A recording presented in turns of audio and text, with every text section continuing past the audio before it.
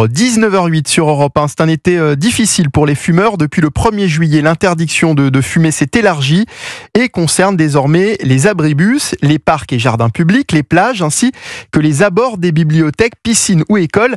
La condition est de respecter une distance de 10 mètres, ce qui par conséquent peut aussi poser problème à certaines terrasses de cafés ou restaurants. L'Union des métiers et des industries de l'hôtellerie-restaurant dénonce un dispositif technocrate générateur de situations absurdes et demande un dialogue avec le gouvernement. Franck Delvaux est le président de l'UMIH Paris et Île-de-France.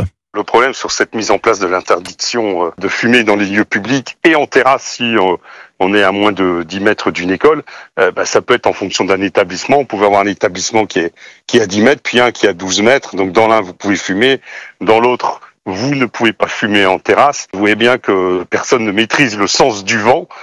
Donc c'est un peu de la concurrence déloyale pour un établissement par rapport à un autre. C'est un peu pareil aussi pour mes collègues en bord de mer où là aussi, selon les terrasses, et c'est pas très clair non plus. Donc il y a eu quelques tiraillements. On crée des problèmes.